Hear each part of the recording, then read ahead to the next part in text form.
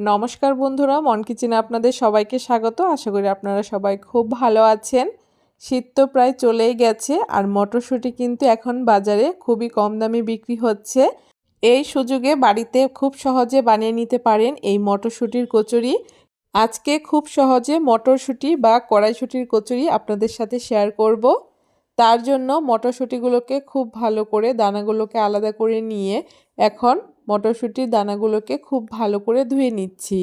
ধুয়ে রাখা মটরশুঁটির দানাগুলোকে একটা মিক্সিং জারে নিয়ে নিচ্ছি আর তার সাথে কিছুটা আদা, দুটো কাঁচা লঙ্কা, সামান্য একটু নুন আর জল দিয়ে খুব ভালো করে একটা পেস্ট তৈরি করে নেব। দেখুন খুব সুন্দর এরকম একটা পেস্ট তৈরি করে নিতে হবে।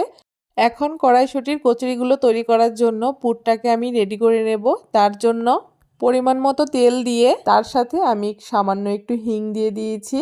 মটরশুঁটির কচুরির পুরের মধ্যে একটুখানি হিং ব্যবহার করলে বেশ ভালো লাগে খেতে। তারপর এখানে মটরশুঁটির পেস্টটাকে দিয়ে খুব ভালো করে একটুখানি নেড়েচেড়ে নিয়েছি আর তারপরে এখানে স্বাদমতো চিনি আর হাফ চামচ জিরের গুঁড়ো দিয়ে দিয়েছি। যতক্ষণ না ঠিক এইরকম একটা ডো তৈরি হচ্ছে ততক্ষণ নেড়েচেড়ে মটরশুঁটিটাকে রান্না করে নিয়েছি।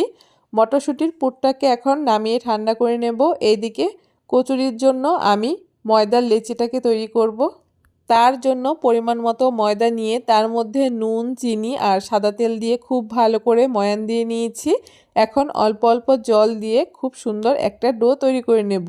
ডোটা খুব বেশি শক্ত আবার খুব বেশি নরমও করা যাবে না। ময়দার ডোটা রেডি হয়ে যাওয়ার পরে 10 মিনিট রেস্টে রেখে দেব। এতে ময়দার ডোটা খুব সুন্দর সেট হয়ে যাবে। এখন এখানে অল্প অল্প করে ময়দা নিয়ে আমি লুচির মতো লেচি কেটে নিচ্ছি। এখন লেচির ভেতরে মটরশুঁটির পুরটাকে দিয়ে খুব ভালো করে মুখটাকে আটকে দেব। মুখটাকে খুব ভালো করে আটকে দিতে হবে যাতে পুরটা না বেরিয়ে আসে। একই রকমভাবে সবগুলো আমি এখানে রেডি করে নিচ্ছি।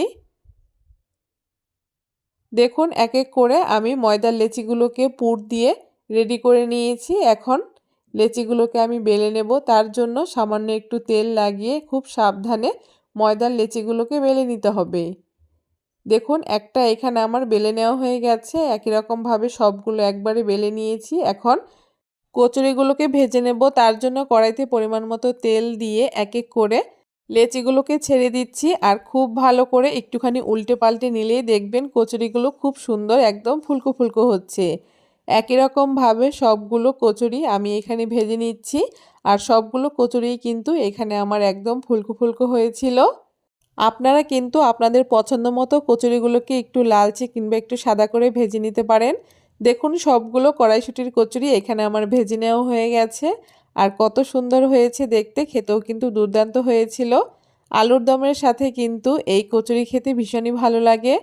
কেমন লাগলো আজকে খুব সহজ একদম পুড়ে ঠাসা এই কড়াইশুঁটির কচুরির রেসিপি অবশ্যই কমেন্ট করে জানাতে ভুলবেন না। ভিডিওটা যদি ভালো লেগে থাকে অবশ্যই সবার সাথে শেয়ার করে আমার চ্যানেলটাকে সাবস্ক্রাইব করে দিয়ে পাশে থাকবেন।